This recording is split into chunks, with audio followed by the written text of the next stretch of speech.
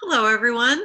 This is take 2 of our second IMT Open Access webinar. We had some technical difficulties in the live version, so here we are again. This webinar is on conceptualizing cases from an IMT or Integrative Modalities Therapy for eating disorders perspective. Okay. So, if you don't know me, I'm Dr. Tara Deliberto. I'm an assistant professor at Weill Cornell Medicine, which is the Medical College of Cornell University. I opened and directed the Eating Disorder Partial Hospitalization Program at New York Presbyterian for a period of time before stepping down as director to write IMT. And IMT is in the book Treating Eating Disorders in Adolescents, which looks something like this. Okay, so today we're going to talk about what IMT for eating disorders is, conceptualizing cases from an IMT perspective again, and what fear of fatness really is and why it's so important, what linked emotions are and why they're important, and experiential avoidance of negative internal experiences. So that's today. Next time, we'll learn some core IMT concepts such as inevitability acceptance, reinforcement of perception, and eating disorder protective and exacerbating behaviors, which we will actually touch on a little bit today. So what is IMT? Really briefly, what IMT is, again, is Integrative Modalities Therapy. It's a treatment for all eating disorders in adolescents currently. IMT is an evidence-based practice model, which means that it's not a researched protocol that has been tested in RCTs, randomized controlled trials, but rather a reflection of what two clinicians do in the trenches, given the evidence for various treatment protocols, interventions, et cetera, as well as what our best clinical judgment is and what the patient's needs are. So IMT is really a comprehensive collection of evidence-based interventions. And there are 3 different modalities or kinds of treatment that you can use these collections in. You can use them in individual therapy, group therapy, and family therapy. And each handout or intervention is a standalone intervention. So being that Dina Hirsch and I work at higher levels of care, we're really aware that patients, for instance, on inpatient units or in partial hospitalization programs, really can't cumulatively build in groups, for instance, on skills that they've learned before because people are constantly rotating in and out. So each group needs to be impactful in and of itself. So patients need to leave a group knowing a given skill. As such, we didn't write this material cumulatively, but again, that each specific handout would be helpful in and of itself. So the interventions and the treatment of IMT is administered depending upon the person's pathology and also level of care. And it's designed to be scalable and flexible. So our mission really was to gather as many available interventions for eating disorders in one spot, create evidence-based practice in a box so that clinicians, particularly in rural or underserved areas, could get this manual, get the interventions, and fairly quickly start implementing treatment. So we wanted to create resources for any type of eating disorder as well, not just anorexia and bulimia nervosa. And again, we wanted to provide a flexible and scalable approach. So all of these kinds of mini goals are towards the end of helping our friends and colleagues in the field close the treatment gap. So, okay, moving on to case conceptualization. Here is an overview of the core components of IMT. So as previously mentioned, fear of fatness is essentially what we view in IMT to be the common denominator across all eating disorders, not feeding disorders that you may have heard of, such as RFID, but eating disorders. So there are some cases in which fear of fatness doesn't quite capture what's happening for the patient. That's okay. Fear of fatness is kind of a general term. So sometimes people might fear weight gain. So not necessarily fatness, but gaining any amount of weight. They might also fear having any fat on their body. And they might fear being, in fact, thinner rather than more muscular. But all of these nuances, in this case, we try to hack into fear of fatness as a concept. So know that when we say fear of fatness, we are aware that it could be nuanced, and we encourage you to be nuanced with your patients and to really nail down semantically what that person is fearful of. But the idea that there is fear at the core of this disorder is something that is not necessarily a component of the way that others kind of conceptualize eating disorders. So it in other treatments, for instance, they might say shape and weight concerns. It's a cognitive thing, a verbal thing. Cognitive concerns are really at the core, rather than this experiential avoidance of fear of fatness and other internal experiences, which is what we're getting to here. So through learning, and I don't mean learning in school, I mean behavioral learning, through learning and creating associations in life, fears such as abandonment become linked with fear of fatness. So fatness in and of itself isn't so terrifying. It usually means something specific to the person. So for instance, if I gain weight, I will be abandoned. That abandonment fear really underlies the fear of fatness. And we call that fear, that underlying fear, a linked emotion. Now, everybody is going to have a different linked emotion with fear of fatness. So we think of fear of fatness as the common denominator across eating disorders, and each individual person is going to have a different linked emotion with fear of fatness. And it's really important from a case conceptualization standpoint within the IMT framework to really understand what those linked emotions are and how a person, through learning and associations, came to fear of fatness. And we'll talk about why that's so important. But essentially, we think it's important because, number one, you want to understand your patient, but two, you want to, as a clinician, select and craft interventions that are really targeted at what we consider to be the core of the illness, or the bullseye, really, of the illness. So in an effort to experientially avoid, meaning to not feel the emotions, the fear of fatness and whatever linked emotions such as abandonment that there might be, people engage in eating disorder behaviors. One other thing to mention, as you'll see on this slide, so there are linked emotions, fear of fatness, and also other internal experiences. So other internal experiences could be thoughts like I'm fat, physical sensations like I'm feeling full, other emotions, and also behavioral urges. So we conceptualize eating disorder behaviors to exist to serve the function of, again, avoiding linked emotions, fear of fatness, and an array of internal experiences such as feeling full. So moving on, we have this lovely case conceptualization form for clinicians. This is not for patients to fill out, but for clinicians to fill out and use for their own purposes. And you can find this case conceptualization form on the New Harbinger website. You can go to newharbinger.com/42235, sign up and download each of the intervention packets that come with the book. And this packet down here, the IMT Clinician Resources packet, it's the 7th PDF in the list, that will have this case conceptualization format for you right at the beginning of the PDF. And then after that, there are handouts, or rather measures, that you would hand out to the patients and carers for them to fill out, and you can collect data, clinical data, that way. So the very first question on this case conceptualization document for the clinician to fill out is, what relevant learning history, if any, is present? So trauma, learned associations with fatness, etc. So it's really important for us from an IMT perspective to understand the patient's learning history. Now, unlike evidence-based approaches,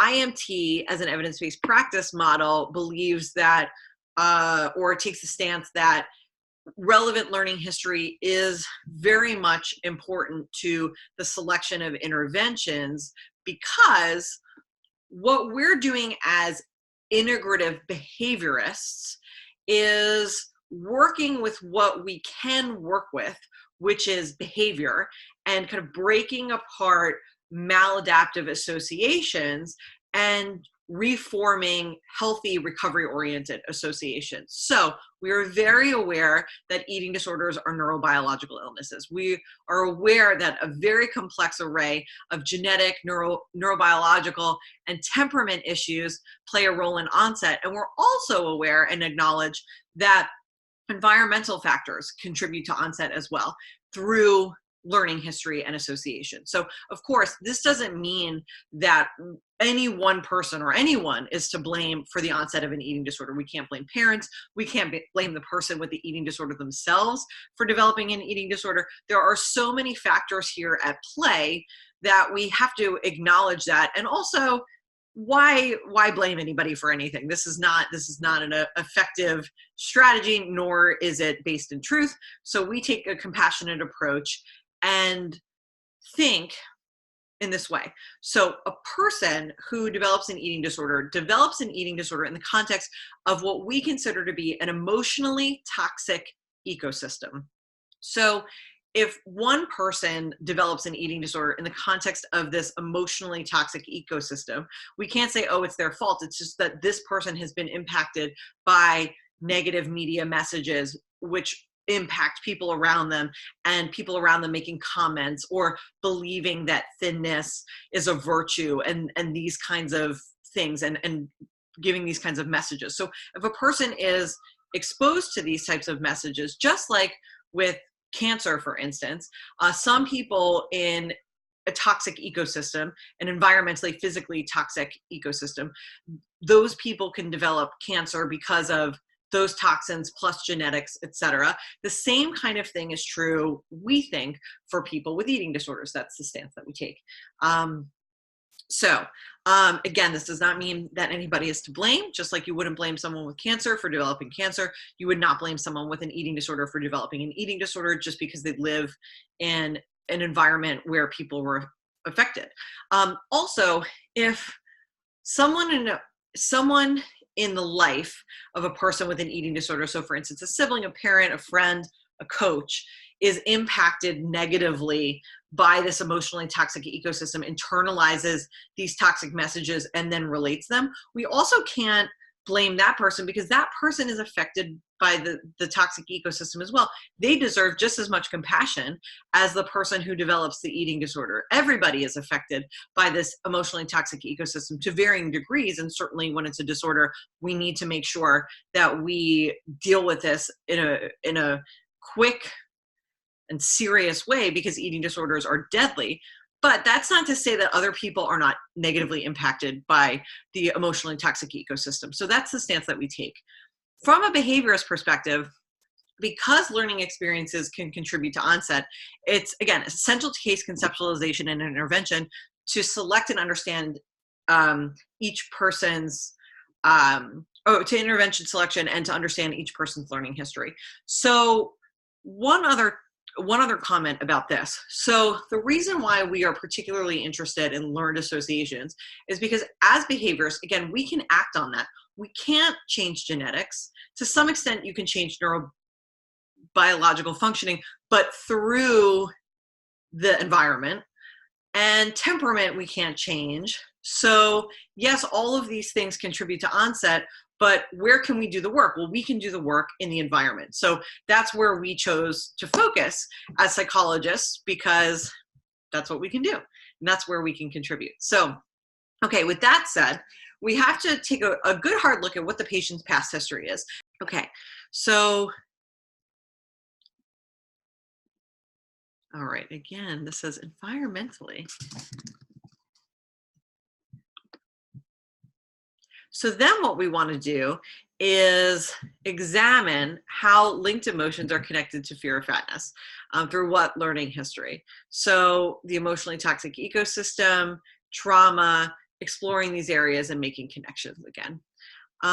Okay, so why is understanding linked emotions so important? Well, later in treatment, these associations, linked emotions and fear of fatness, are used to create imaginal exposure exercises. So for instance, you might have a patient walk through an example of a bully from school, Sam, calling them fat in front of their friends. So that's targeting this linked emotion of fear of being rejected or ostracized or bullied, and also being called fat.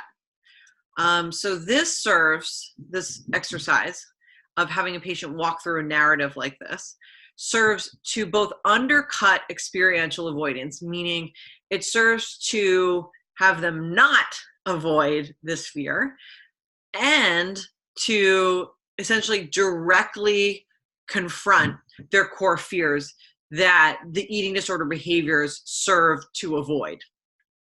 So essentially, with imaginal exposure, you are getting at the root of the function of the eating disorder behaviors and of fostering skills of emotional tolerance.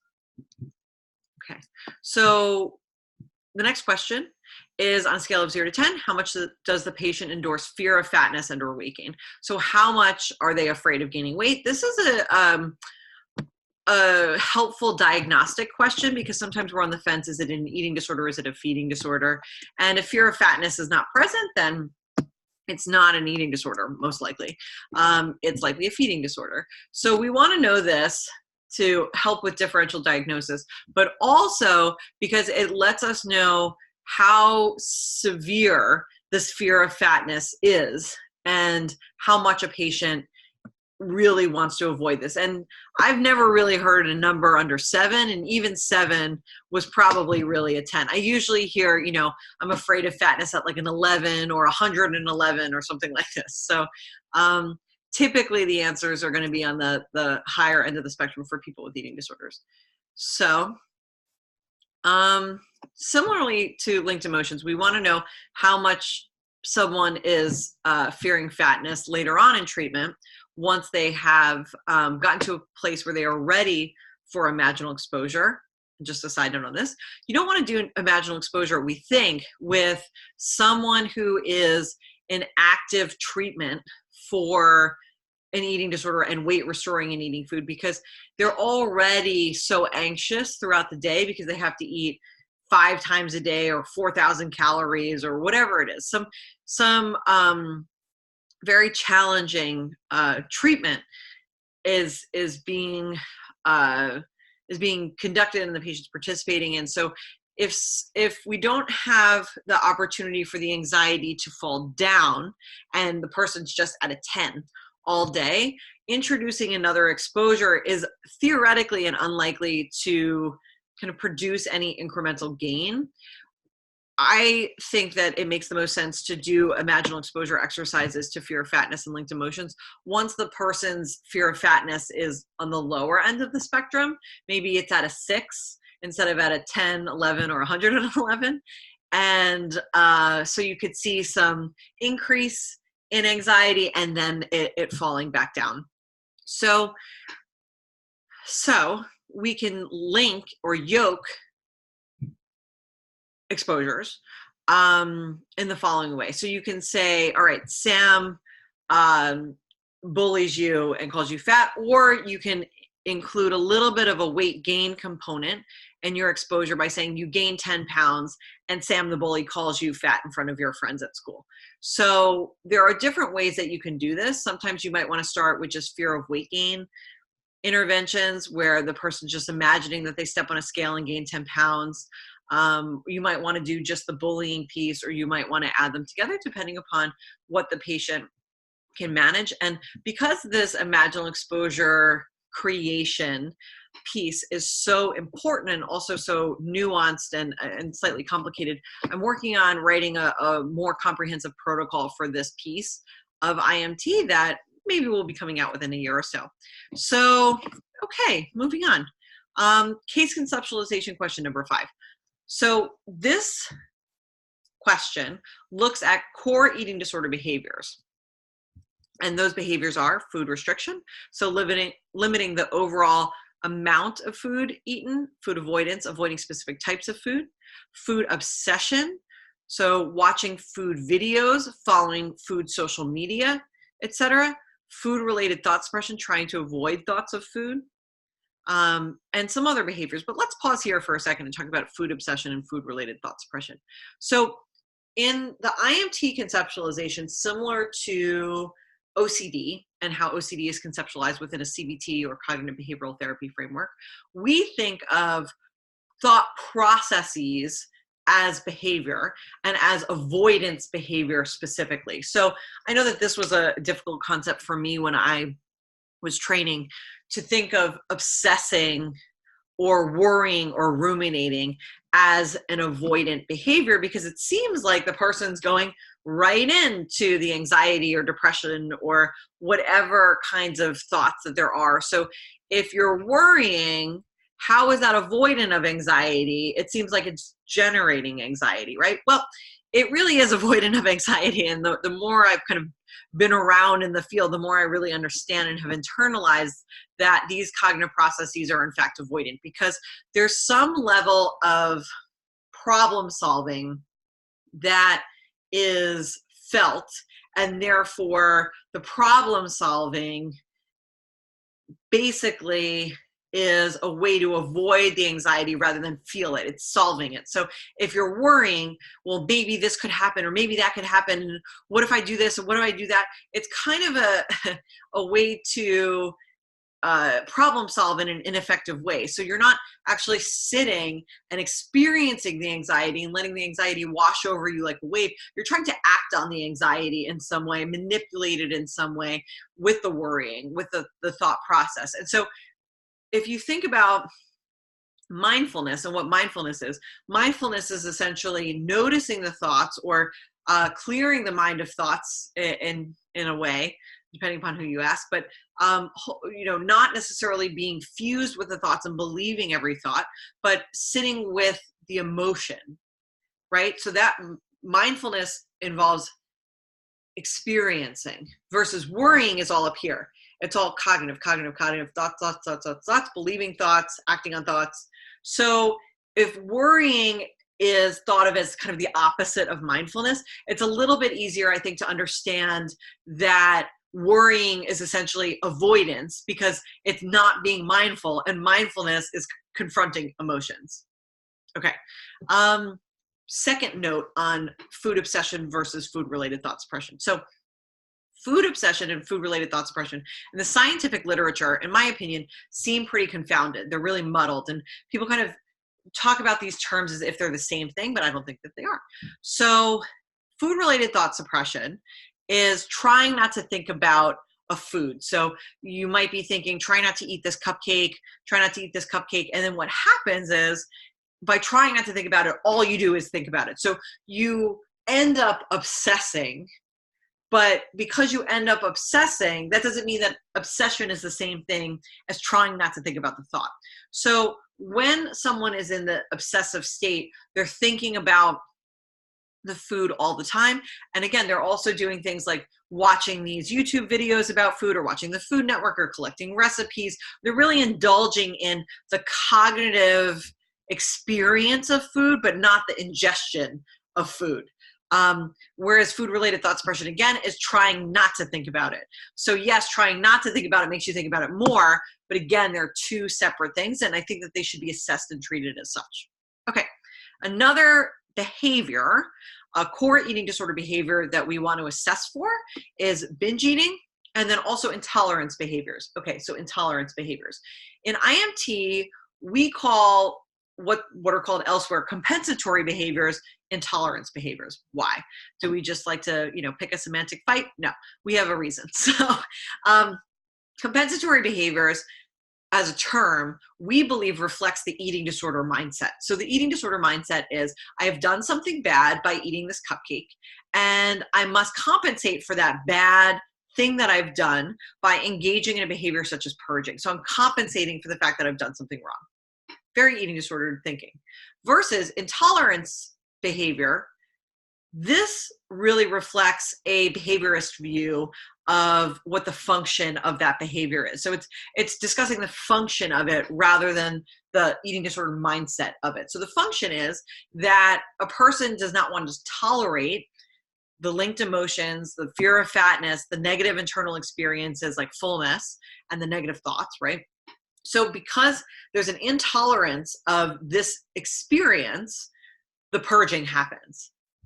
a tolerance of those experiences, linked emotions, fear of fatness, internal experiences, a tolerance of those, that is a recovery-oriented behavior. So we want a foil in IMT. We always want a foil recovery behavior for every eating disorder behavior. So the eating disorder behavior is intolerant, and the recovery behavior is tolerant. And what we are hoping for is to foster tolerance. So again, from a functional standpoint, we call compensatory behaviors intolerance behaviors precisely because, again, it reflects a behaviorist functional view, and there is a recovery-oriented foil.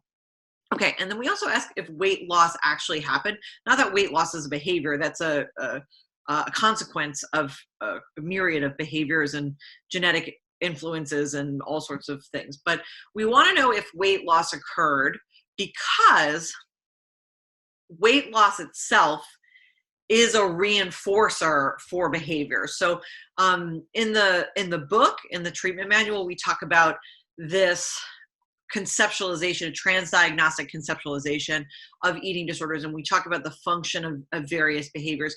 And at the end of this chain of behaviors, if over time weight is lost, then all of these behaviors are reinforced by the weight loss. So we just want to know from a reinforcement perspective, was weight lost, was it not lost? Okay, so we covered this. All right, so you can assess eating disorder behaviors, core eating disorder behaviors, with the IMT measures that are also in that 7th packet on the list on the new Harbinger website that comes free with the manual.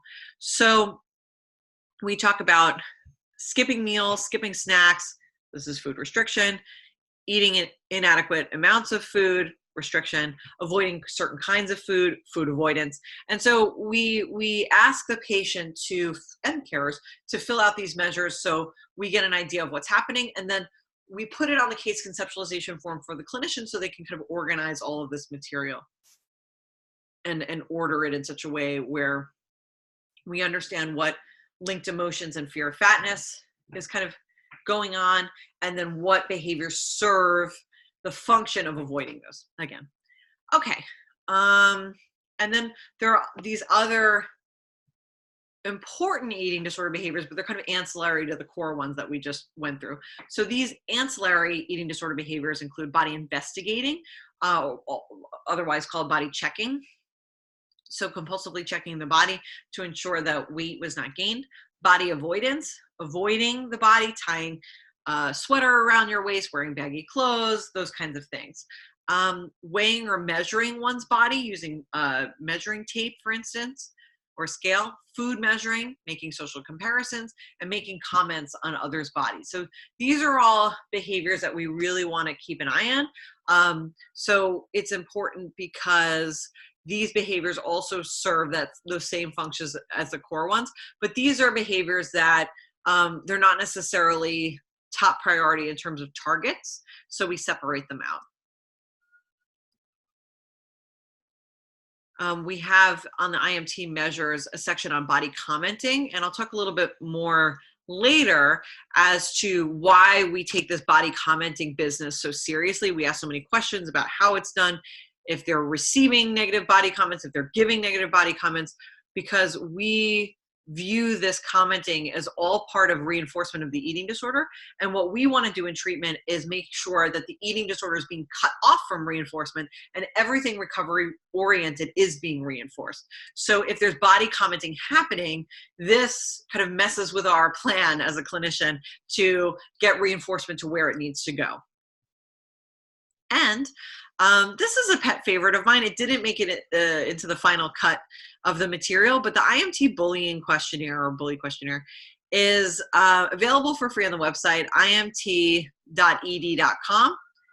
And it has these questions as to whether or not the patient is currently or have they in the past received any sort of bullying or given any sort of bullying. Have they been bullied or are they the bully? And interestingly, clinically, I haven't seen research on this, but clinically what I've seen is that this classic dichotomy of the bully and the bullied doesn't exist in the eating disorder world.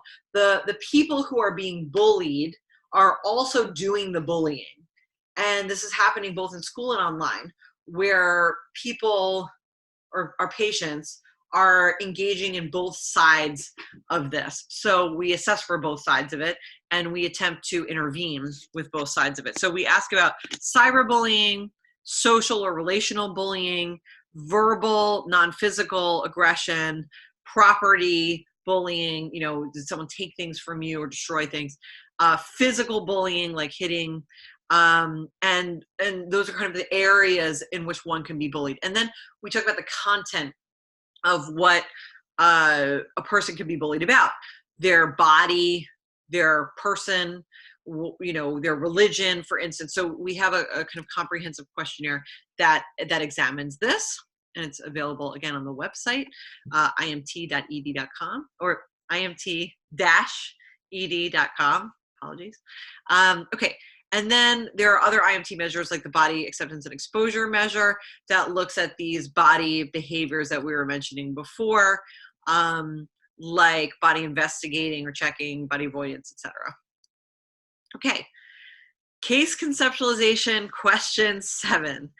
This one takes a little bit more explaining than the others. So the question is, from either your direct observation or care reports, what types of ED protective behaviors, so for instance, blocking the reinforcement of healthy recovery-oriented behaviors, are at play, such as yelling at carers? Okay, so eating disorder protective behaviors. This is an IMT concept, and the idea is that the eating disorder protects itself in various ways from recovery-oriented reinforcement. So if a carer is saying, good job for finishing a meal, that would be reinforcement of something recovery-oriented. The eating disorder might protect itself by yelling at the carer and screaming at them and saying, you know, you're the worst parent ever, or something to this extent. So by the eating disorder yelling at the parent, they're disincentivizing or de-incentivizing, I don't know which one it is, one of those, the parent for providing reinforcement and to the recovered self, not to the eating disorder, and the eating disorder blocks it. So the parent's behavior over time becomes shaped away from being helpful. So they don't bother the child, they don't want to upset them, they don't want to cause a scene, they don't want the siblings to get upset. And so parents decide to, or are shaped to, not intervene. So it's really important for us as clinicians to know what kind of eating disorder protective behaviors is the patient engaging in from their eating disorder, so that we can address this with the parents. So we want to make sure that parents are taught about eating disorder protective behaviors. We want to explain the function that these behaviors exist to protect the eating disorder. They're particularly insidious, and we have to make sure that you are equipped to deal with these and ensure that the parent's behavior is not shaped by these eating disorder protective behaviors. So these behaviors, in short, they dissuade others from intervening. These behaviors deflect recovery, fostering reinforcement. And these behaviors shape they shape the behavior of carers away from helping. And then a similarly oriented concept is this idea of eating disorder exacerbating behaviors. So here we were talking about eating disorder protective behaviors. Here we're talking about eating disorder exacerbating behaviors. So one of those is protecting the eating disorder. The other is actively making the eating disorder worse. So we think of the everyday eating disorder behaviors, restricting, avoidance, whatever, as exacerbating the eating disorder, but kind of passively over time. Eating disorder exacerbating behaviors in particular are behaviors that throw fuel on the eating disorder fire, and in our view, from an IMT perspective, makes the eating disorder so much worse and so much stronger. So an example of this might be engaging in what's called meanspo or meanspiration. So if a person, for instance, puts a picture of themselves online, and this person is 100 pounds and underweight at 100 pounds, and they might solicit abusive feedback from others on the internet as motivation to lose weight. So a person might, on the internet, might say to this person, it looks like you're 250 pounds. How could you live with yourself? And spewing all sorts of kind of abusive language, but it was solicited.